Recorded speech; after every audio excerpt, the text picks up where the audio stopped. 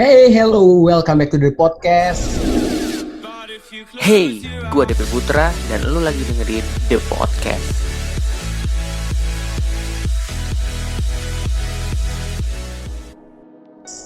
Hari ini di The Podcast kita coba konsep yang baru seperti yang gue pernah bilang sebelumnya di The Podcast.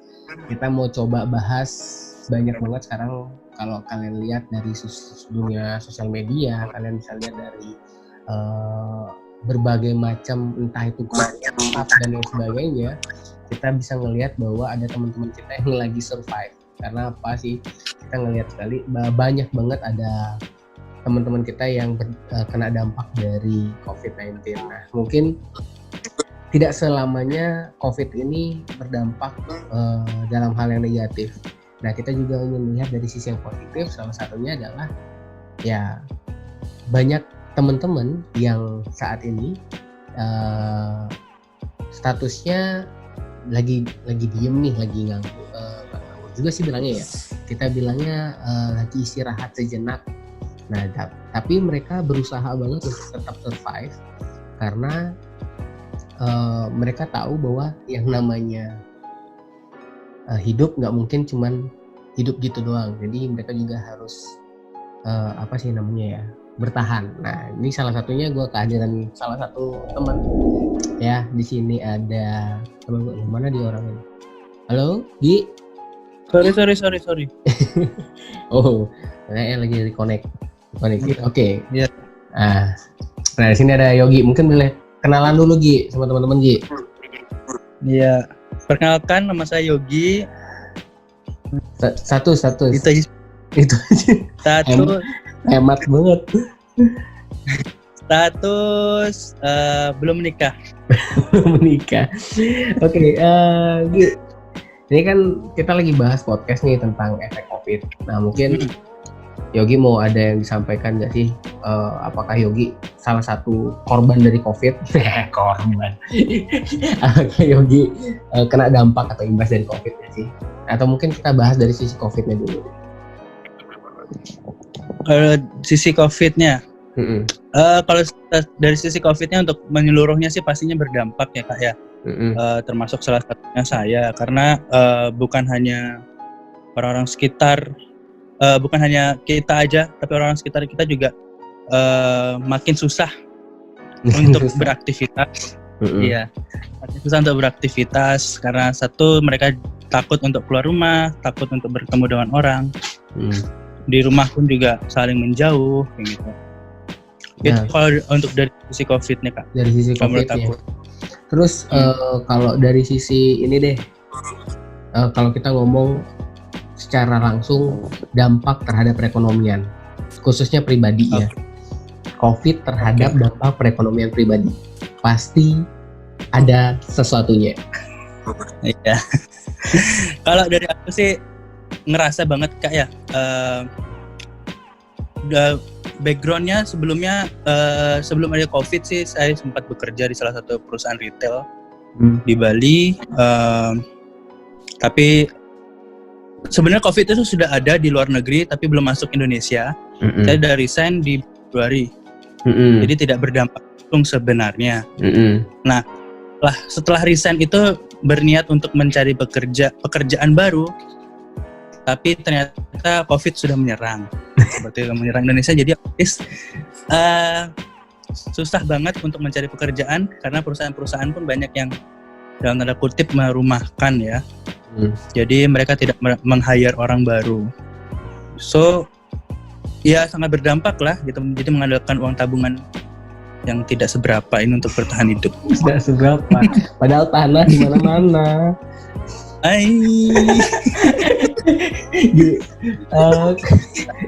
Ini juga Gi, kan kemarin sempat kerja, otomatis sejak Februari kemarin masuk ke Maret, otomatis lagi posisi lagi kosong nih kan. Nah, iya betul. Nggak mungkin dong kita manusia yang harus tetap survive ini bisa menerima kekosongan itu. Nah, pasti ada sesuatu yang kamu lakukan dong, nggak mungkin diem gitu aja kan. Nah, kira-kira selama kemarin itu apa yang dilakukan sampai saat ini sehingga ada sebuah hal yang ya udah mau gimana dong, kita mau kerja juga susah, mau cari kerja rata-rata perusahaan lagi proses pengurangan karyawan di mana-mana, kan itu jadi permasalahan kita sekarang. Ya. Nah itu kira-kira apa yang Yogi lakukan? Oke. Dari Februari sampai Maret. Februari akhir aku resign, sekitar tanggal 20-an itu. Resign, masuk Maret. Nah di Maret itu kan COVID sudah masuk ya, sudah ada yang positif ya salahnya. Situ susah cari kerja, otomatis awalnya sih masih berniat untuk mencari pekerjaan selama bulan Maret. Ya, sampai akhirnya di akhir Maret tidak ada peluang, jadi diam di rumah selama 1 bulan. Sama sekali. Ya banyak, nggak ada pemasukan sama sekali. Yang ada malah tetap ada pengeluaran setiap harinya. Lalu di bulan April iseng-iseng nih jalan-jalan ke Bedugul. Oke. Buat yang nggak tahu jalan-jalan ke Bedugul tuh kayak di daerah ini ya, yang jual-jual buah. Daerah perkebunan gitu ya. Ya, iseng-iseng ke sana karena kebetulan bapak ada kerjaan di sana. Waktu itu nggak ada kepikiran sama sekali, kepikirannya untuk jalan-jalan aja. Tapi ternyata ketemu ibu di sana, ibu bawa buah, sayur. Itu paprika namanya. Dia bawa bawa paprika. Awalnya hanya paprika. Bawa 2 kresek besar. Saya tanya dong dari mana gitu.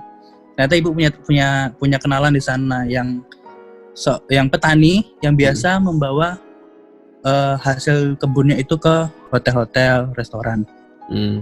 Ternyata ibu di sana dikasih 2 kresek paprika. Ya, dia bawa 2 kresek paprika yang cukup banyak, yang 1 kilonya lebih, biasanya sampai 50 ribuan, tapi dia dikasih 2 kresek. Seperti itu, dikasih cuma-cuma. Free. Oke. Kemudian? Selanjutnya penasaran dong kenapa kok dikasih kan gitu kan. Ternyata dia nggak bisa, karena dia punya pohon tidak bisa menjualnya. Oke. Dari situlah ide muncul untuk menjual paprika. Nah, stop dulu deh sampai menjual paprika. Nah, ini kan kita tadi bahas nih, kamu kerja di sebuah perusahaan retail. Ya kan, belum tahu ya profesinya tadi apa ya. Terus sekarang masuk ke dunia perkebunan. Apa dong bedanya? Gak bisa ngejual, kamu ambil. Nah, itu apa yang kamu lakukan sehingga kok kamu bisa membuat paprika ini bisa membuat kamu bisa bertahan hidup itu gimana? Apa maksud gimana sih? Garis benang merahnya itu gimana gitu lah. Benang merahnya paprikanya dijual, Kak. Memanfaatkan sosial media. Kita sebagai anak-anak muda pastinya paham lah akan hal itu kan. Jual-jualan di sosial media, hanya mengandalkan sosial media, hanya mengandalkan link yang ada di sosial media. Dengan media, dengan yang dijual itu adalah paprika. Seperti itu. Nah, lanjut ya cerita nih, garis merah, benang merahnya. Ternyata setelah pulang dari Bedugul membawa kresek berisi paprika penuh. Dan niatannya adalah waktu itu belum tahu mau jualnya kemana. Oke. Belum tahu siapa pasarnya, siapa kan gitu. Akhirnya iseng-iseng coba upload di sosial media. Ternyata antusiasnya cukup. 2 kresek yang kita bawa waktu itu terjual dalam waktu 1 hari saja. Oke. Itu mekanismenya akhirnya terpikir untuk menjual di sosial media itu karena apa? Apakah karena tiba-tiba nih misalnya ini ada kayaknya lagi zaman sosial media, atau mungkin memang punya metode sendiri dalam hal kayaknya kita gunakan metode ini karena kan banyak nih orang yang jualan di sosial media tuh banyak.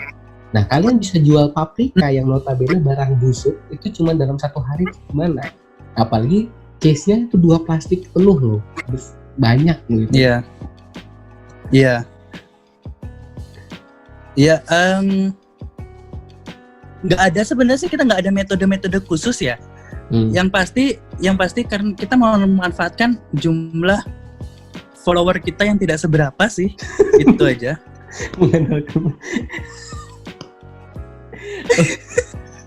Iya. Ya, memanfaatkan jumlah follower yang tidak seberapa, itu yang akhirnya setelah follower kita tertarik lah gitu, mereka akhirnya memposting itu juga di sosial media mereka. Oke. Dan itu dari mulut ke continuous. mulut. Dan akhirnya continuous. Iya, continue. Ada yang sampai sudah beli beberapa kali ya, 5 kali. Itu karena dia Mungkin sudah mereka ada seperti restoran atau gimana basic? tidak, orang pribadi masak sendiri. Dan yang bersangkutan jual makanan secara online. Saya rasa sih tidak, untuk konsumsi pribadi. Konsumsi pribadi. Keren ya, konsumsi pribadi. Iya. Oke. Iya. Menarik sih. Awalnya pabrik. Menjual buah secara menjual sayur. Paprika sayur apa buah? Iya, sayur. Sayur. Sayur. Oke. Menjual buah sayur secara online. Nah, ini kan kalau kita ngomong ini sebenarnya agak awalnya mungkin nggak pernah kepikiran gitu ya, karena yang kita lihat selama jual online itu kan lebih banyak makanan, kemudian banyak dijual itu kayak barang-barang dan sebagainya. Nah, sekarang Yogi masuk ke sayur, berarti ini sayur. Nah, ini yang poin yang saya mau bahas sebenarnya di podcast ini, bahwa di dalam kondisi terhimpit dalam kondisi terhimpit seperti ini akan muncul ide-ide kreatif yang nggak pernah kita pikirin. Nah, dan inti dari pembicaraan ini, kira-kira apa yang kamu lakukan itu profit atau enggak sih saat ini? Kalau sampai saat ini sih dibilang profit ya profit, tapi belum bisa menikmatinya secara langsung karena satu, kita nggak bisa menjual hanya paprika saja ya Kak ya. Oke. Jadi setelah sekian lama untuk berjualan hanya modal paprika saja, ternyata ada permintaan awalnya tomat cherry yang tidak ada di pasaran. Oke. Mereka minta tomat cherry, kebetulan petani kami itu punya. Akhirnya kita bantu pasarkan. Dan akhirnya sekarang istilahnya profit kami muter terus dalam bentuk barang. Oke, berarti ini bisa kalian jadikan sebagai opsi kan untuk kalian bisa survive. Dalam hal ini kan nggak menutup kemungkinan ketika COVID berakhir kalian tetap lanjutkan bisnis ini, nggak menutup kemungkinan kan? Iya. Oke. Tidak menutup kemungkinan untuk melanjutkannya. Betul, apalagi udah kelihatan hasilnya. Ya emang anak muda, begitulah anak muda. Iya. Ya, jadi poinnya adalah saya sangat bangga sih lihat teman-teman saat ini yang sedang berjuang, walaupun kondisinya kayaknya susah banget untuk kita bisa survive, tapi masih ada apa ya istilahnya, mata kita tuh masih tajam untuk melihat sebuah kesempatan. Itu tuh masih ada. Bahkan yang nggak pernah kepikir dapat paprika itu kita gunakan untuk apa, nggak pernah kepikiran, tapi akhirnya bisa jadi sesuatu, bahkan bisa jadi bidang bisnis baru, jual buah secara online ya. Kalau sekarang kan lagi zaman kopi-kopian gitu ya. Jadi ini sayur secara online. Nah, ngomong-ngomong pandemi lagi. Ini kondisinya kan kamu berjualan secara online. Nah, bukan kira-kira sih. Nah, metode yang kamu gunakan apakah metodenya ready stock atau order atau open PO atau bagaimana? Terus kalau orang mau beli prosesnya gimana? Siapa tahu ada yang dengar podcast pengen beli paprika, karena kan podcast dibuka secara umum. Kita nggak tahu nanti ada yang beli dari mana, kita juga nggak tahu kan. Harapannya sih ada ya. ya kan? Saya Harusnya ada. membuka peluang aja. Sama seperti Yogi bilang, dari followers yang tidak seberapa ini kita tahu nge-share dan lain sebagainya kan. Iya. Kalau kami sih cara pemesanan bisa lewat WhatsApp pribadi kami, akun Instagram kami pribadi. Ada kami juga punya, kita buka akun Instagram khusus untuk jualan. Namanya @sayuran segar Bali. Sayuran segar. Oke, nanti tak masukin di video juga deh sekalian di podcast. Oke, @sayuran segar Bali. Jadi kami stok barang tapi tidak banyak. Oke, tetap ada stok. Jadi ya? kami selalu ada stok tapi tidak banyak karena untuk menjaga agar barang kami juga selalu fresh. Jadi kami kami usahakan selalu restock jika barang kami habis. Tapi ada beberapa item seperti kita jual strawberry, karena kalau strawberry didiamkan sehari saja itu sudah banyak. Jadi kami pakai sistem PO. Ya. Oh, PO. Per harinya. Jadi setiap hari kami buka PO untuk hari selanjutnya. Oke. Terus seandainya ada teman-teman dari The Podcast yang dengar kemudian pengen beli paprika atau pengen beli sayur-sayuran kayak tadi gitu, dan mereka mager, gimana dong? Ya, tenang, kami salah satu keunggulan kami yang selalu kami akan terus jaga adalah free ongkir sampai depan rumah. Free ongkir dengan minimum belanjaan. Minimum? Ya. Minimum 1 kilo saja. Boleh dicampur. Oh, campur. Oke, 1 kilo ya? Ya. Terus 1 kilo kita akan free ongkir untuk daerah Denpasar dan Badung. Oh, ada batasnya ya, Denpasar Badung. Terus kalau per kilo itu angkanya berapa tuh? Masing-masing beda-beda sih. Price list kami ada di Instagram. Jadi nanti kalau mau pesan bisa lewat situ. Dikirimin ntar ya, biar nanti tak munculin di video sekalian. Oke. Sip, oke. Ya, jadi ya itulah tips dan trik ya. Jadi kita sih berharap COVID ini bisa segera berakhir, dan yang pasti kita berharap ketika COVID berakhir, orang-orang yang survive semacam Yogi dan teman-teman itu sudah merajai pasar.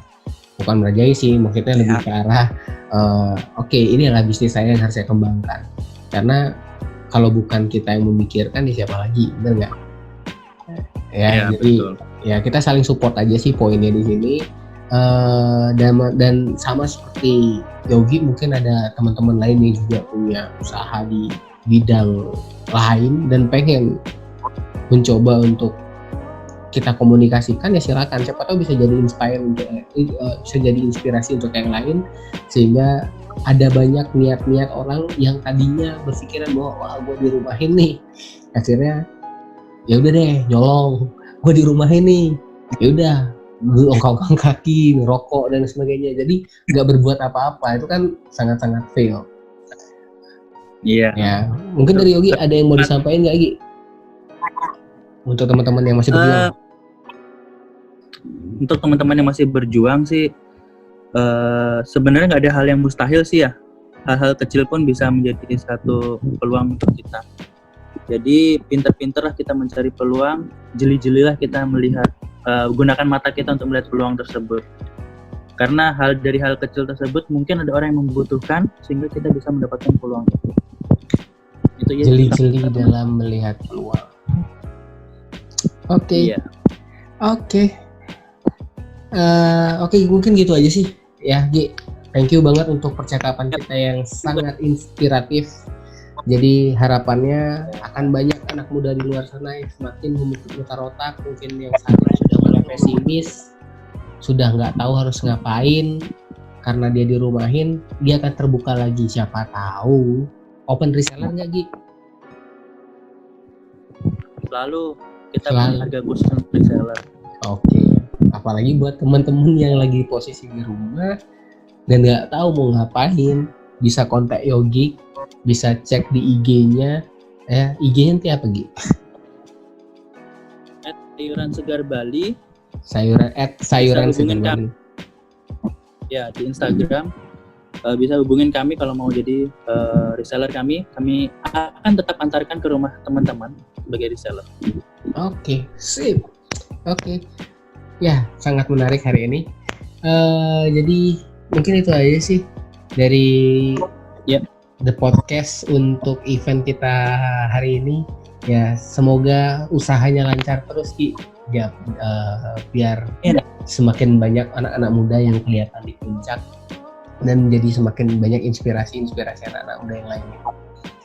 Oke, sip. Thank you lagi untuk waktu dan kesempatannya. Sukses buat usahanya. Ya, thank you. Yes. Oke, The Podcaster. Thank you udah dengerin pembicaraan gue sama Yogi barusan.